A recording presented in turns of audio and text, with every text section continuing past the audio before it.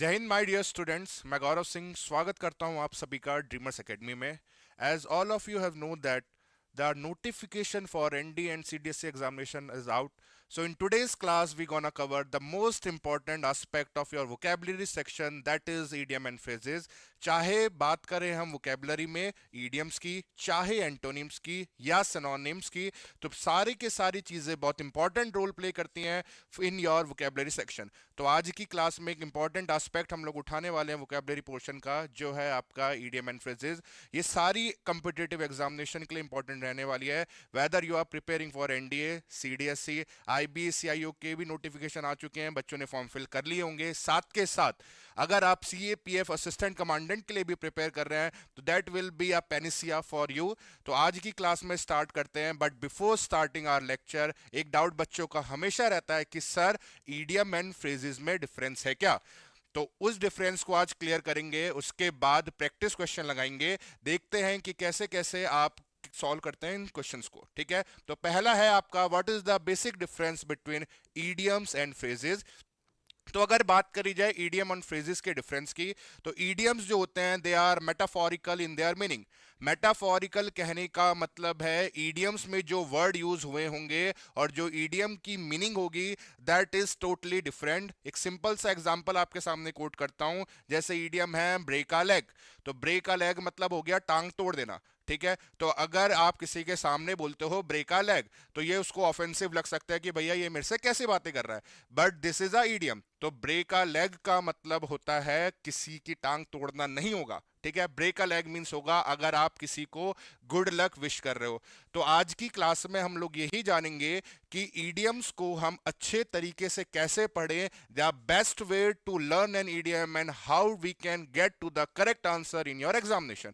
तो ईडियम होता है ब्रेक अ लेग, इसको आप याद कैसे रख सकते हो? इसको आप याद रख सकते हो कि आपके दोस्त की लड़ाई हो गई है और आप अपने दोस्त को सजेस्ट कर रहे हो, भाई जिसके साथ भी तेरी लड़ाई हुई है तुझे उसकी टांग तोड़ के आनी है। तो आप उसको क्या कर रहे हो? गुड लक विश कर रहे हो। तो यही होता है ईडियम ब्रेक अ लेग का meaning, to wish someone good luck. अगर बात करी जाए फ्रेजेस की, तो फ्रेजेस सिंपल होता है, फ्रेजेस में जो वर्ड यूज हुए होंगे उनकी मीनिंग जो होगी कहीं ना कहीं रिलेटेड होगी फ्रेज की मीनिंग से। फॉर एग्जाम्पल कैरी ऑन, तो कैरी ऑन एक फ्रेज है जिसका मतलब क्या होता है? किसी काम को कंटिन्यू रखना या किसी काम को जारी रखना। ठीक है, तो बच्चों के डाउट्स थे कि सर हमेशा हम लोग ईडियम्स में कुछ ना कुछ कंफ्यूजन की वजह से गलत करके आते हैं, तो ये सारे के सारे डाउट्स आपके क्लियर होंगे। जो क्वेश्चन हम लोग करने वाले हैं, these are the most expected idiom question for your defence examination. तो ये सारे के सारे क्वेश्चन बहुत ज्यादा इंपॉर्टेंट है, आपको रिलेटेड एग्जामिनेशन में जरूर इनसे क्वेश्चन देखने के लिए मिलेंगे। तो पहला क्वेश्चन है आपके सामने, जंप ऑन द बैंडवैगन। तो अगर बात करी जाए जंप ऑन द बैंडवैगन की, तो अगर बैंडवैगन को हम देखिए, बैंडवैगन होता है एक बग्गी जिस पर जंप करना। ठीक है, तो एक बग्गी जिस पर जंप करना कहने का मतलब हुआ कि आप किसी पॉपुलर कॉज को क्या कर रहे हो? फॉलो कर रहे हो। हिंदी में आप लोगों ने सुना होगा भेड़ चाल। भेड़ चाल कहने का मतलब है जो ज्यादातर लोग कर रहे हैं आप भी उसी फेज में आ रहे हो और उसी चीज को दोहरा रहे हो। ठीक है, चाहे वो आगे चलकर सक्सेसफुल हो या नहीं हो, तो उसी को इंग्लिश में बोला जाता है जंप ऑन द बैंडवैगन। तो जंप ऑन द बैंडवैगन का अगर आप एग्जामिनेशन में देखेंगे तो आपको एक चीज मैं हमेशा सिखाता हूं कि option elimination method is the best method to do a question. तो पहला है to take a long ride, कहीं से कहीं तक सही नहीं होता है। दूसरा है to join a popular trend, तो पॉपुलर ट्रेंड को ज्वाइन करना बिल्कुल हो सकता है। टू इंसल्ट समवन बिल्कुल नहीं होगा। ट्रस्ट समबडी ब्लाइंडली नहीं होगा। So what will be the correct answer? Option number B will be the correct answer. तो किसी पॉपुलर कॉज को ब्लाइंडली फॉलो करना भी कह सकते हैं, बट जो सबसे अप्रोप्रिएट आंसर जाएगा किसी कॉज को ज्वाइन करना। ठीक है, so let's move to the next question. Next question देख लेते हैं। नेक्स्ट क्वेश्चन है कट द मस्टर्ड। ठीक है, मस्टर्ड मतलब हो गया सरसों, तो सरसों को कट करना भैया, इसकी एक बार ओरिजिन जान लेते हैं। अगर आपको ईडियम की ओरिजिन पता है तब भी आप इस ईडियम को आसानी से कर सकते हो। तो पहले के टाइम पर मस्टर्ड कट करना एक बहुत ज्यादा डिफिकल्ट टास्क माना जाता था। अगर आपने मस्टर्ड कट कर लिया एक ऑब्जेक्ट की मदद से या एक इंस्ट्रूमेंट की मदद से, तो आप बहुत ज्यादा क्या कहलाते थे? सक्सेसफुल कहलाते थे। तो कौन सा होगा? टू बी पेसिमिस्टिक नहीं होगा। ऑप्टिमिस्टिक का अपोजिट होता है पैसिमिस्ट। तो पैसिमिस्ट मतलब एक ऐसा व्यक्ति जो चीजों की हमेशा नेगेटिव साइड देखेगा। यहां पर ये ऑप्शन बिल्कुल नहीं होगा। सक्सीड बिल्कुल हो सकता है, एंग्री नहीं होगा, टू टेक शॉर्टकट्स बिल्कुल नहीं होगा। So what will be the correct answer? Option number B will be the correct answer. I hope you are all getting my points. Next देखते हैं, to spill the beans. Important idiom है, NDA में previous year में पूछा जा चुका है। तो जो क्वेश्चन यूपीएससी एक बार पूछ लेता है तो ये ट्रेंड देखा गया है कि सीडीएस एग्जामिनेशन के आए हुए क्वेश्चन एनडीए में आ जाते हैं। कुछ एनडीए के रिपीटेड क्वेश्चन आपको वोकैबुलरी में सीडीएस में देखने के लिए मिलेंगे, और जो चीज यूपीएससी ने एनडीए सीडीएस में पूछ ली तो वो ऑब्वियस सी बात है आपको कहां देखने के लिए मिलेगी? That you will get in CAPF examination. तो ईडीएम है to spill the beans. Beans आपको दिख रहे होंगे, दीज आर बीन्स। ठीक है, इसका भी ओरिजिन जान लेते हैं, बहुत इंटरेस्टिंग सा ओरिजिन है। तो पहले के जमाने में वोटिंग कराने के लिए पहले तो होता था बैलेट बॉक्स। इससे पहले की भी अगर हम बात करें तो उससे पहले क्या होता था, लोगों को असाइन कर दिए जाते थे एक पर्टिकुलर के बीन्स कि ये ब्लैक कलर का बीन्स आप इस व्यक्ति को वोट करने के लिए दोगे, ब्लू कलर का बीन्स आप इसके लिए रखोगे, या रेड कलर का बीन आप इसके लिए रखोगे। ठीक है, तो वोटिंग चल रही है, कोई व्यक्ति आया जिसने गलती से उस बीन को क्या कर दिया, गिरा दिया उस बीन बॉक्स को, तो बीन बॉक्स टूट जाता था और सामने सारी चीजें क्लियर हो जाती थी कि कौन व्यक्ति जीत रहा है। तो वहीं से ये ईडियम निकल के आया है। तो स्पिल द बीन्स का मतलब क्या होगा? To give away a secret. So option number A will be the correct answer. बाकी ऑप्शन भी एक बार ट्राई कर लेते हैं कि कहीं रिलेट होंगे क्या। वेस्ट फूड आइटम बिल्कुल नहीं होगा। प्लान स्ट्रेटेजी की बात करें वो भी बिल्कुल नहीं होगा। और to drop some food that will also be the wrong answer. ठीक है, अब जो बच्चे तुक्के मार के आते हैं या वो बच्चे जो हर क्वेश्चन में एनालॉगी लगा के आते हैं, स्पिल द बीन्स, उनको पता है कि बीन्स की सब्जी हम खाते हैं, तो वो मार्क करके आएंगे बीन्स को गिरा देना। कहने का मतलब हो गया खाना बर्बाद कर देना या खाने को ड्रॉप कर देना। बट समझ जाइएगा, आपको एक चीज मैंने क्लियरली स्टेट की, जो ईडियम्स होते हैं वो अपनी मीनिंग में क्या रहते हैं, मेटाफोरिकल रहते हैं। ठीक है, एक दो चीजें आपको इसमें रिलेटेड ध्यान रखनी है, वो ये कि जो बीन्स है इससे रिलेटेड कुछ इंपॉर्टेंट ईडियम्स हैं। तो सारी की सारी जो ईडियम्स हैं मैंने एक ही जगह कंपाइल कर दिया है, जिससे कि आपको इधर उधर भागने की जरूरत ना पड़े। और एक चीज मैं बार बार कहूंगा, अगर आप एक डिफेंस एस्पिरेंट हैं, so definitely you must go through this idiom and definitely this will help you in your examination. तो कौन कौन से ऐसे ईडियम्स हैं जिसमें बीन्स का यूज होता है? सबसे पहला ईडियम आप लोगों ने पढ़ लिया था, स्पिल द बीन्स। दूसरा ईडियम आपके सामने लिखा हुआ है, फुल ऑफ बीन्स। तो मीनिंग राइट डाउन करते रहिएगा। फुल ऑफ बीन्स उस व्यक्ति को बोला जाता है जो हमेशा क्या रहेगा, एनर्जेटिक रहेगा या फुल ऑफ एनर्जी रहने वाला है। नेक्स्ट है बीन पोल। बीन पोल आप अपने उस दोस्त को बोल सकते हो जो पतला दुबला है और खंबे की तरह क्या है, लंबा है। तो उसी को क्या बोल देंगे, यू आर अ बीन पोल। तो बीन पोल मीन्स हो गया थिन एंड टॉल पर्सन। ये सारे के सारे नोट्स कंपाइल करते रहिएगा। जो ईडीएम मैंने आपको लिखा दिए हैं उन ईडीएम के ऑप्शन ना लिख के सिर्फ आप उनकी मीनिंग राइट डाउन कर लीजिएगा। बीन पोल बोलते हैं थिन एंड टॉल पर्सन को। नेक्स्ट है hill of beans. Hill of beans आप लोगों ने हिंदी में सुना होगा, राई का पहाड़ बनाना। कहने का मतलब हो गया एक छोटी सी बात थी उसका बहुत बड़ा मुद्दा बना लेना। तो हिल ऑफ बीन्स जो मतलब देता है, ये देता है something that is insignificant. Insignificant कहने का मतलब है कोई ऐसी चीज जिसकी कोई भी इंपॉर्टेंस ना हो, उसी को बोल देते हैं हिल ऑफ बीन्स। क्लियर हो गया? आई होप सारी की सारी ईडियम्स आपको समझ में आ रही होंगी। ईडियम्स याद करने की यही तरीके हैं, दो से तीन तरीके हमेशा बताए जाते हैं। या तो आपको ईडियम का मतलब पता हो, या आप ईडियम का ओरिजिन जानते हो कि ईडियम निकल के कहां से आया है, और तीसरा वे होता है दैट इज पिक्चोरिकल वे, जिसमें आप देखोगे कि कैसे उस ईडियम से रिलेटेड पिक्चर आपके माइंड में सेट हो जाएगी, वो आपकी पैसिव मेमोरी में फीड हो जाती है, और उसके बाद उससे रिलेटेड आप क्वेश्चन देखते हो तो आपको खुशी भी होती है और आपको लगता भी है कि आप उस क्वेश्चन को आसानी से कर लोगे। ठीक है, नेक्स्ट क्वेश्चन की तरफ मूव करते हैं। नेक्स्ट है अ वाइल्ड गूज चेज। बचपन में आपने एक राइमिंग बुक पढ़ी होगी, वहां पर गूज जरूर सुना होगा। तो गूज बोलते हैं एक डक की ब्रीड होती है, उसी को क्या बोल दिया जाता है, गूज। तो वाइल्ड गूस के पीछे भागना मतलब आप क्या कर रहे हो, अपने एफर्ट को वेस्ट कर रहे हो या कोई ऐसा काम कर रहे हो जिसका आगे चलकर कोई निष्कर्ष नहीं निकलेगा, क्योंकि आप इनके पीछे भाग रहे हो, ये पानी में भाग जाएंगी, आप नहीं पकड़ पाओगे इन्हें।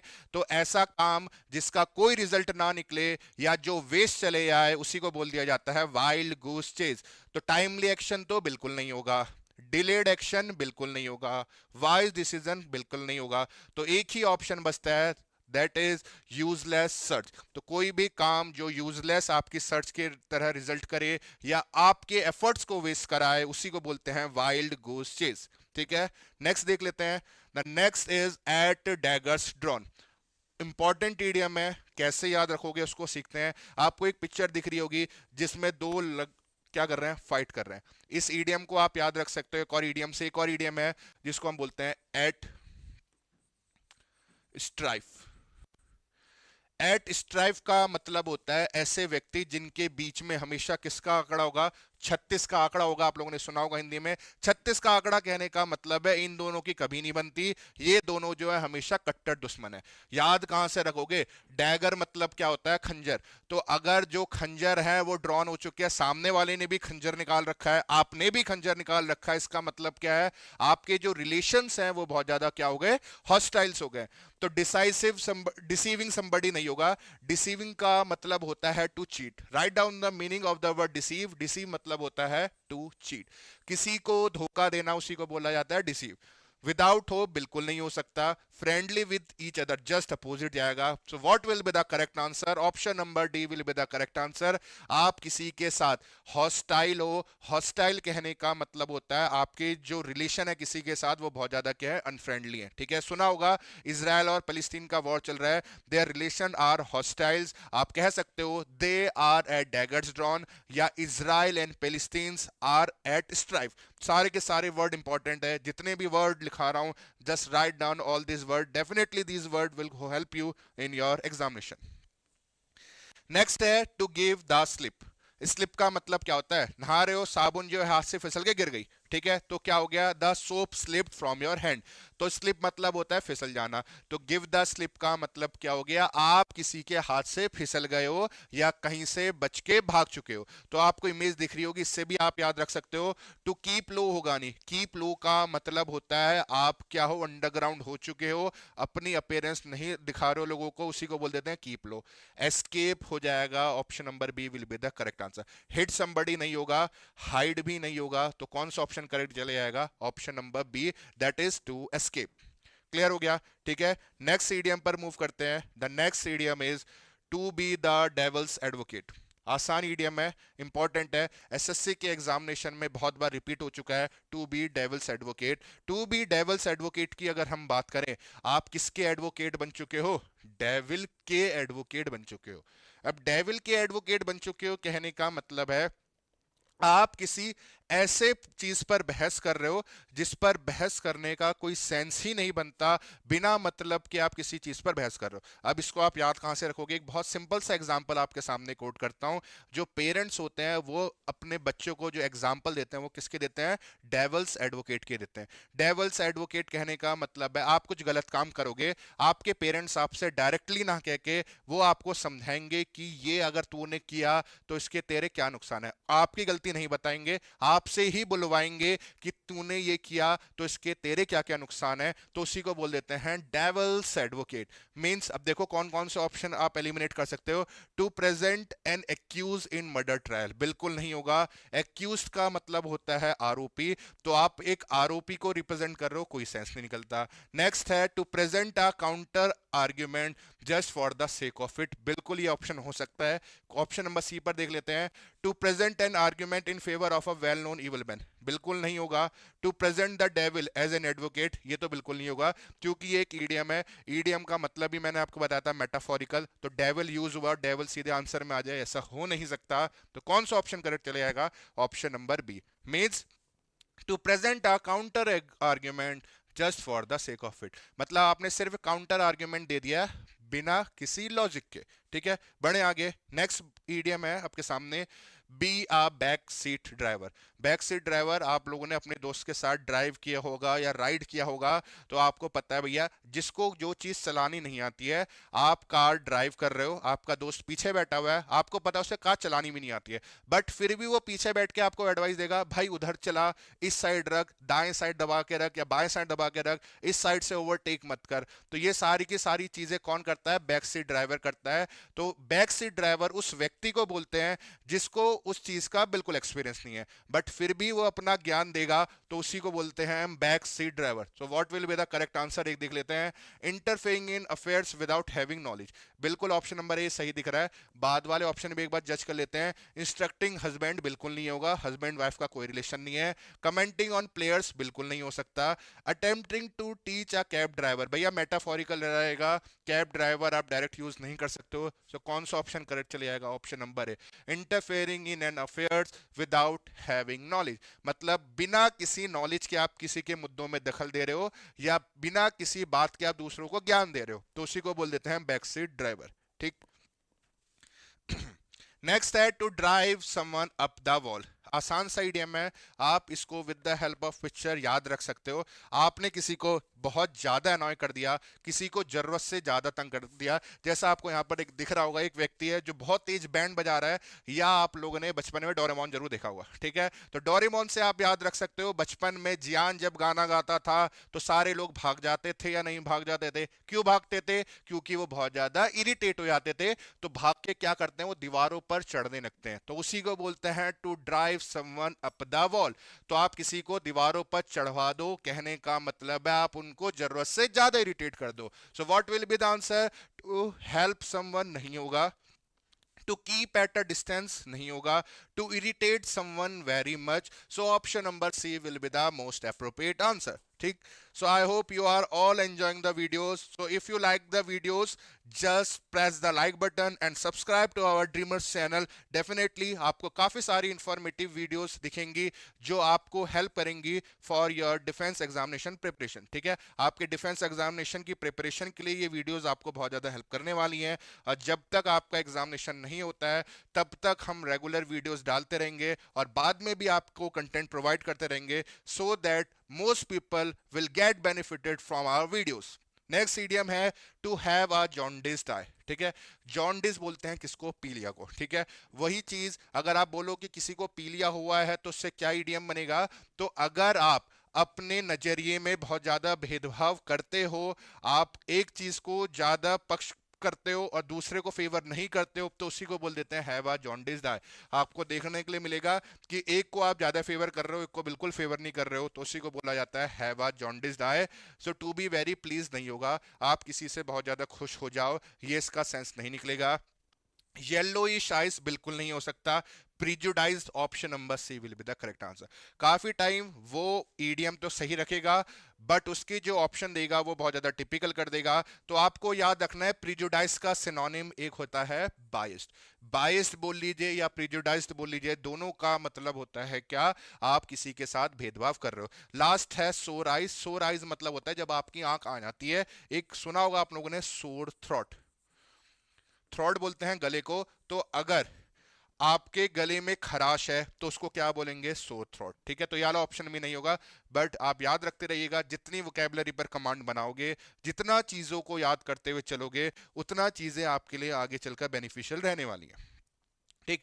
ईडियम जो है जॉन्डिस्ड आई है, बट आई से रिलेटेड और भी सारी ईडियम्स हैं, उन सभी ईडियम्स की मीनिंग हम लोग जान लेते हैं, जिससे कि चाहे ये वाला ईडियम पूछ ले या इससे रिलेटेड कुछ और भी अगर वो ईडियम पूछ लेता है तो वो भी आपको पेपर में बहुत ज्यादा हेल्प करेगा। तो देख लेते हैं कौन कौन सी ऐसी ईडियम्स हैं या कौन कौन से ऐसे फ्रेजल वर्ब हैं जिसमें आई का यूज होगा। ठीक है, सो वन बाय वन इनको देख लेते हैं। देखो ये है सारे के सारे फ्रेजल वर्ब।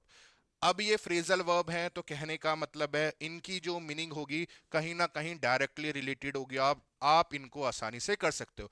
जैसे है साइट फॉर सोर आई। सोर आई अभी मैंने बताया किसी की आंख आ गई है, कहने का मतलब है उसकी आंखें लाल हो चुकी हैं। ठीक है, अगर आपकी आंखें लाल हैं और आपको कोई साइट दिखी है, मतलब कोई चीज जो आपकी आंखों को देखने में अच्छी लगे, उसी को बोल देते हैं sight for sore eye. Someone that you are please to see, किसी व्यक्ति को देखकर खुशी हुई है तो बोला मुझे बहुत ज्यादा खुशी हुई है, तो you are someone for a sore, मतलब for a sight for sore eyes. Next है all eye and ears. All eye and ears उसको लिए बोला जाता है जब आप किसी चीज को बहुत ध्यान से सुनते हो, टू लिसन अटेंटिवली, उसी को बोलेंगे all eye and year, means just focus and attentive. Next आपका फ्रेजल वर्ब है ऑल आई आर ऑन, सारी की सारी आंखें खुल गई हैं। तो सारी की सारी आंखें खुल गई हैं कहने का मतलब है सारे के सारे लोग क्या हो चुके हैं, अटेंटिव हो चुके हैं।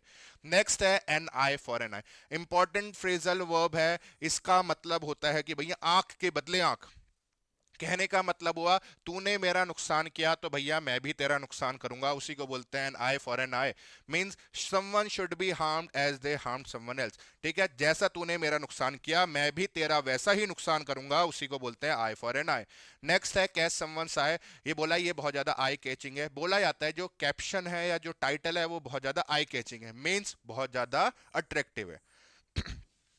नेक्स्ट है क्राई और आई आउट। क्राई और आई आउट का मतलब होता है आप रो रोकें, अपनी आंखें जो है भर लो, आंखें सूख जाएं, तो उसी को बोल देते हैं क्राई और आई आउट।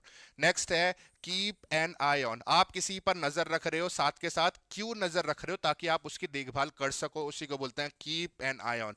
लुक आफ्टर एक फ्रेजल वर्ब होता है। लुक आफ्टर का मतलब मेरे प्यारे बच्चों लिख लीजिएगा, लुक आफ्टर मीन्स होता है टू टेक केयर। आप किसी की देखभाल कर रहे हो, उसी को बोलते हैं लुक आफ्टर या to keep an eye on.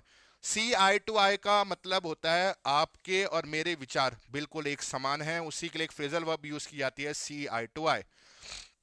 Next sorry next idiom है आपका turn a blind eye. Turn a blind eye का मतलब होता है कोई चीज है जिसको आप देखकर नजरअंदाज कर दो, उसी को बोला जाता है turn a blind eye. Means to disregard, और कह सकते हो pretend not to see something. Pretend का मतलब होता है दिखावा करना, तो आप ऐसा दिखावा कर रहे हो कि आपने उसको नहीं देखा, तो उसी को बोल दिया जाता है turn a blind I. Preposition में एक चीज हम लोग पढ़ते हैं, ब्लाइंड के साथ लगाई जाती है प्रेपोजिशन टू, और ब्लाइंड टू का मतलब ही होता है प्रिटेंड नॉट टू सी। कोई चीज जो आपने देखी और देखकर नजरअंदाज कर दी, उसी को बोलेंगे टू टर्न अ ब्लाइंड आई। ठीक, ये आइसोलेटेड हो गया। लास्ट देख लेते हैं, ये आपके लिए है क्वेश्चन आई वॉश।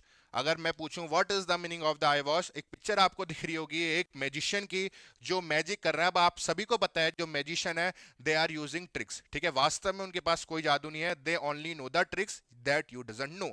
तो आई वॉश का मतलब होता है आंखों में धूल झोंकना। अब आंखों में धूल झोंकना, अभी एक वर्ड आप लोगों ने पढ़ा था थोड़ी देर पहले, डिसीव। डिसीव मतलब आपको क्या बताया था, धोखा। तो यही फायदे होते हैं अगर आप वोकैबुलरी पर कमांड बना के चलोगे, तो आपको लग रहा होगा कि ये वर्ड मेरे काम का नहीं है, बट कुछ देर बाद या आगे चलकर वो वर्ड आपको कहीं ना कहीं आते हुए दिखेगा। तो आई वॉश मतलब होता है किसी की आंखों में धूल झोंकना।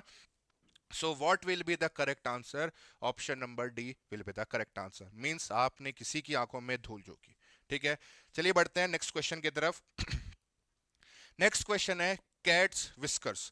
कैट विस्कर्स, अगर आपको इसमें विस्कर्स का मतलब पता हुआ, ये एक फ्रेजल वर्ब है। कैट विस्कर्स में अगर आपको विस्कर्स का मतलब पता हुआ है तो ये इडियम आसान बन जाएगा, या फ्रेजल वर्ब भी आसान बन जाएगी। विस्कर जो होता है वो देखो, जो एक कैट के हेयर होते हैं ना व्हाइट कलर के, जिसे मूछे बोलते हैं कि ये मेरी बिल्ली की वाली मूछे हैं, तो इसी को बोल दिया जाता है कैट विस्कर्स।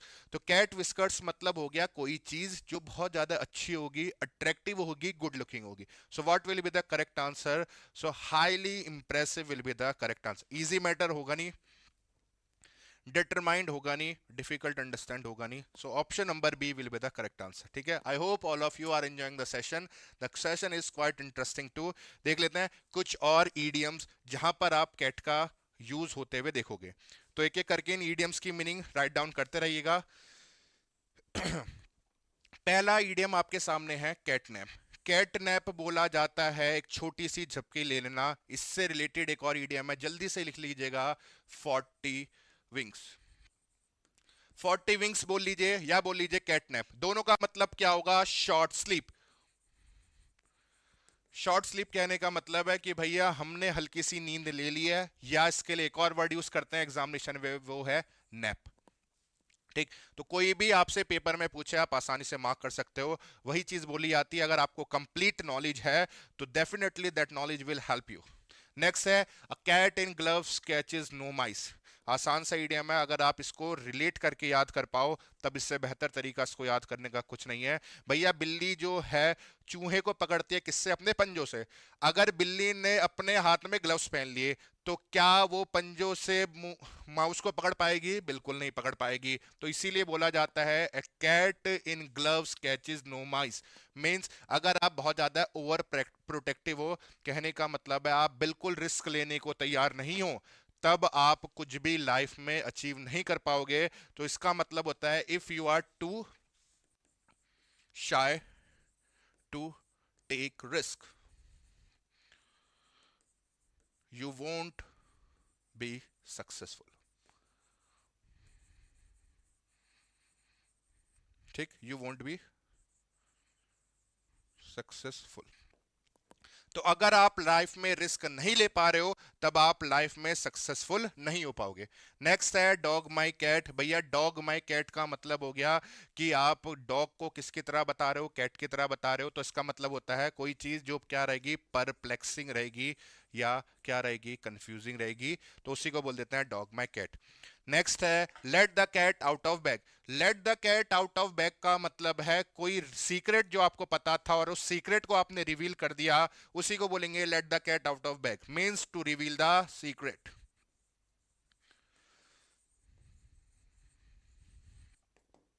नेक्स्ट है not have a cat in hell's chance. आसान सा इडियम है, आप सिंपल सा याद रखना, चांस। भैया कहने का मतलब है बिल्ली का नर्क में जाने का कोई चांस नहीं है। तो वही सेम चीज है, किसी चीज के होने की संभावना ना होना, उसी को बोलते हैं not have a cat in health. Means not having chance, किसी चीज की होने की संभावना ना हो, उसी को बोलते हैं not have a cat in health. Next है टू बेला कैट। ये ईडीएम आ रखा है एसएससी सीजीएल में, साथ के साथ एसएससी सीपीओ में भी पूछ रखा है। तो चांसेस रहते हैं कि जो अलग अलग कॉम्पिटिटिव एग्जामिनेशन में क्वेश्चन उठाए गए हैं वो बार बार रिपीटेड फॉर्म में आपको देखने के लिए मिलेंगे। बच्चों का रहता है कि सर इतनी सारी ईडीएम्स है, इतने सारे फ्रेजेस हैं, वोकेबलरी में सिनोनिम्स इतने ज़्यादा हैं, एंटोनिम्स इतने ज़्यादा है, कहाँ से याद करें? तो सिंपल सा एक तरीका आपको सिखाता हूँ। या तो आप इनके नेमोनिक्स बना लो, या आप लोगों ने सुना होगा स्मार्ट वर्क। स्मार्ट वर्क कहने का मतलब है जितने भी कंपिटिटिव एग्जामिनेशन में ये वोकेबलरी पूछे गए हैं, इनको बार बार आप पढ़ोगे, बार बार सुनोगे तो ये अपने आप ही याद होंगे और चीजें जो है वो रिपीट होती हैं। जो क्वेश्चन एसएससी में पूछ लिया वो आपका सीडीएसई में या आपका सीपीओ पेपर में पूछेगा ही पूछेगा, या जो यूपीएससी ने पूछा वो एसएससी पूछेगा। तो इन लोगों के अंदर एनालॉगी रहती है, तो वही चीजों को आपको समझना है। आप स्मार्ट वर्क करोगे रादर देन कि ए से सारे के सारे ईडीएम याद करो, बी से सारे के सारे ईडीएम याद करो, इससे अच्छा है learn all the vocabularies या all the idiom that has been asked in the previous examination। तो idiom है आपका to bell the cat या to bell a cat। Hindi में आप लोगों ने सुना होगा बिल्ली के गले में घंटी बांधेगा कौन।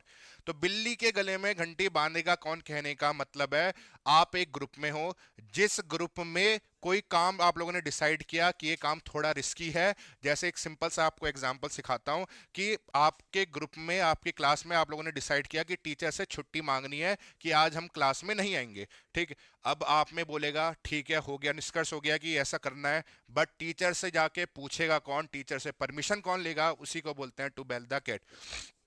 Means to do the difficult task that no one else is willing to do. ऐसा डिफिकल्ट टास्क करना जो दूसरा व्यक्ति नहीं करना चाह रहा है, उसी को बोलते हैं bell the cat. Means to do difficult task that no one else is willing to do. Clear हो गया? ये हो गया इसका मतलब। लास्ट है, आप लोगों ने सुना होगा this idiom has been asked several time by UPSC. Last idiom आपके सामने मैं क्लियरली स्टेट कर देता हूं, ईडीएम यहां पर विजिबल नहीं है, लिख देते हैं to rain cats and dogs. ये इडियम इतना ज्यादा इंपॉर्टेंट है कि ये यूपीएससी ने एरर स्पॉटिंग में भी उठा के पूछ रखा है। To rain cats and dog का मतलब होता है कि भैया कुत्ते बिल्लियों की बारिश होना, वो एरर स्पॉटिंग में पूछता है कैट एंड डॉग, तो ध्यान रखना कैट एंड डॉग नहीं आता है, क्या आता है, कैट्स एंड डॉग।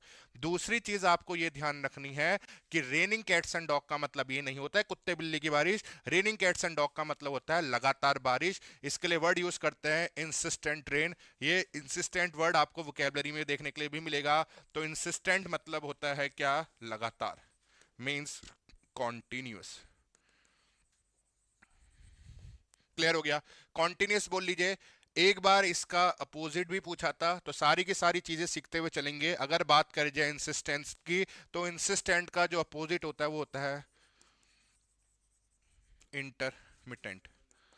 इंटरमिटेंट की बात करें तो इंटरमिटेंट का मतलब होता है कोई ऐसी चीज जो लगातार ना होकर रुक रुक कर हो। याद कैसे रखोगे, सिंपल सी बात है, आपने मूवी देखी होगी, मूवी के दौरान क्या होता है, इंटरमिशन होता है या नहीं होता है? इंटरमिशन क्या होता है, ब्रेक। तो ऐसी चीज जो ब्रेक ले लेकर हो, लगातार ना हो, उसी को क्या बोलेंगे, इंटरमिटेंट। तो ये थे सारे के सारे इडियम्स जो आपके कैट से रिलेटेड थे। कुछ वोकेबलरी आप लोगों ने सीखी, तो साथ के साथ नोट्स प्रिपेयर करते रहिएगा, यही मेरी एडवाइस। ठीक है, आगे बढ़ते हैं। नेक्स्ट है पाई इन द स्काई।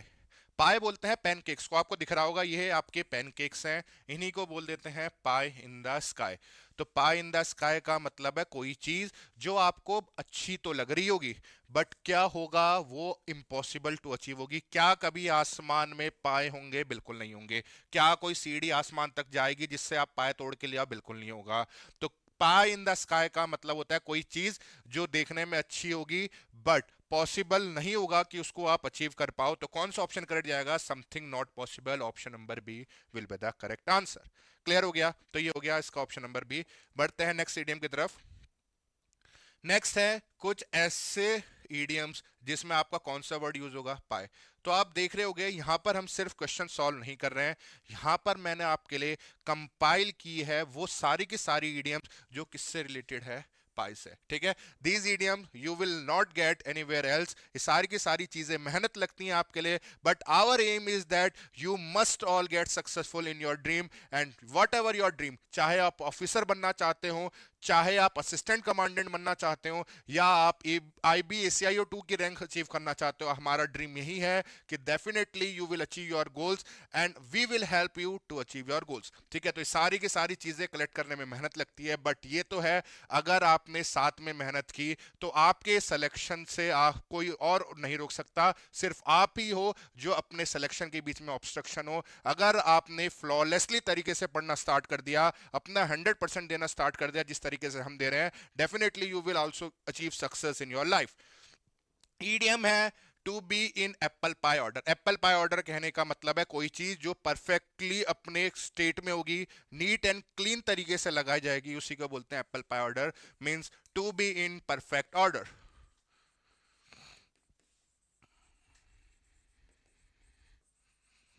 क्लियर हो गया? कभी कभी वो एग्जामिनेशन में इसकी मीनिंग को टिपिकल करने के लिए क्या दे देता है, इसके लिए वो दे देता है नीट एंड क्लीन। एक टाइम एसएससी ने इसको और ज्यादा टिपिकल करने के लिए एक बहुत अच्छा सा वर्ड दिया था, वो वर्ड मैं आपको सिखाता हूं, that is immaculate.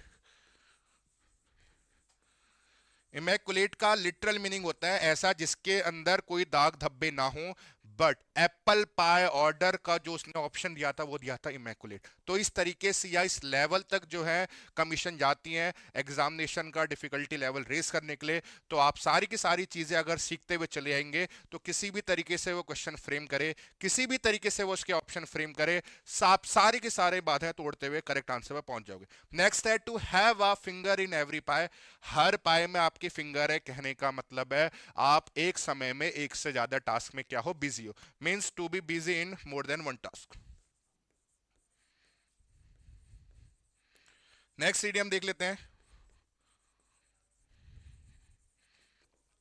Next idiom in front of you is to eat humble pie. The question has been asked in UPSC NDA examination कि भैया ईट अ हम्बल पाए का मतलब क्या होता है। ईट अ हम्बल पाए का मतलब होता है कि किसी से माफी मांगना। अब माफी मांगने को आप क्या बोल देंगे, टू अपोलोजाइज। नेक्स्ट है पाई ईटिंग ग्रीन।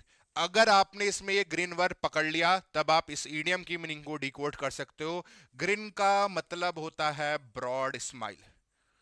तो आपने पाए खाया, आपने पैनकेक खाए और आपकी बड़ी सी मुस्कान सामने आ गई, तो उसी को क्या बोलते हैं? Pie eating grin means to have a broad smile. Last है, ये सीडीएससी का आया हुआ क्वेश्चन है, सीडीएससी एग्जामिनेशन में पूछ लिया एक बार ये। Apple and oranges. Apple and oranges आपको पता है कि एप्पल अलग वैरायटी के फ्रूट है, ऑरेंज अलग वैरायटी के फ्रूट है। तो एप्पल एंड ऑरेंजेस का मतलब होता है things that are fundamentally different. कोई ऐसी चीज जो फंडामेंटली एक दूसरे से अलग होंगे उन्हीं को बोल देंगे एप्पल एंड ऑरेंजेस। मीनिंग लिख लेते हैं, things that are fundamentally different.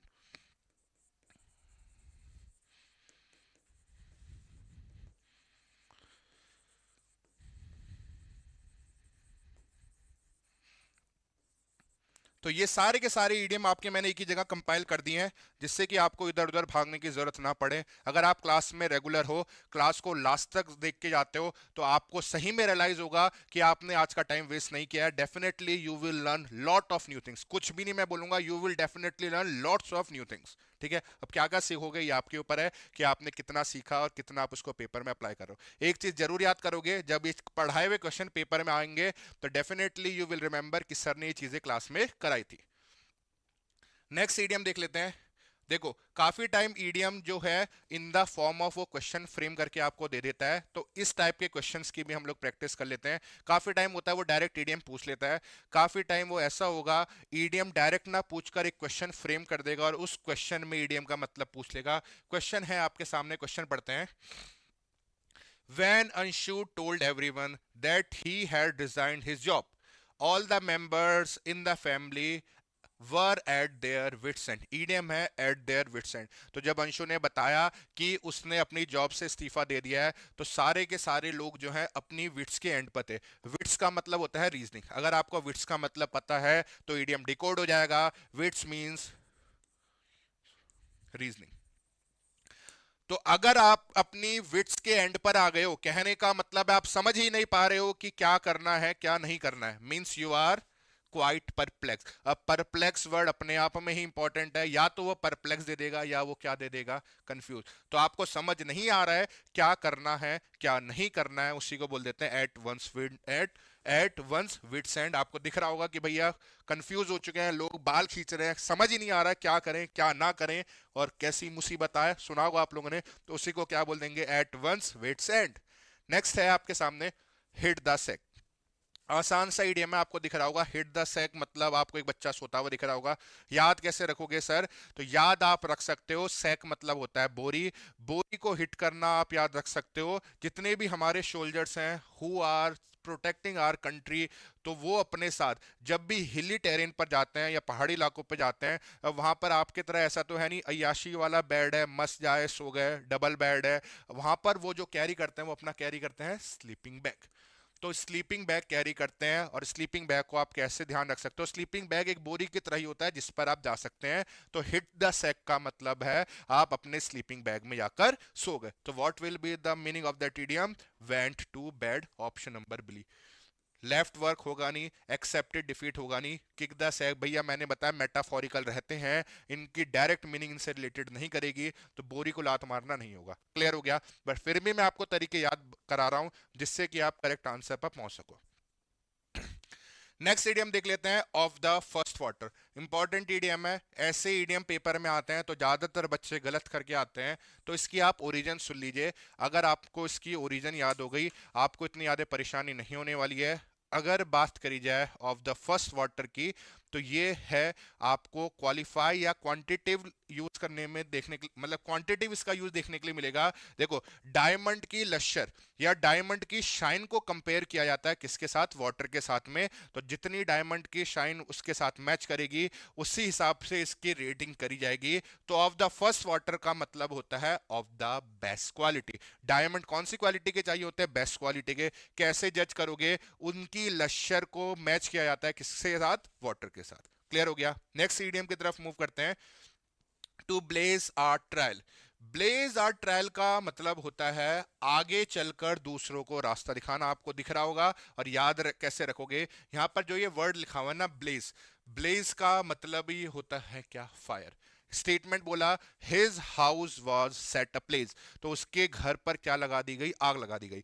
तो ब्लेज आर ट्रायल का मतलब है कि आग जलानी है तो किसी को तो शुरुआत करनी पड़ेगी, या अगर ज्वाला प्रज्वलित करनी है तो किसी को तो अग्नि जलानी पड़ेगी, तो उसी को बोलते हैं चिंगारी जलानी पड़ेगी। तो to blaze a trail means आप आगे बढ़कर दूसरों का मार्गदर्शन करो या दूसरों को लीड करो, तो इसका मतलब निकलता है to lead as a pioneer.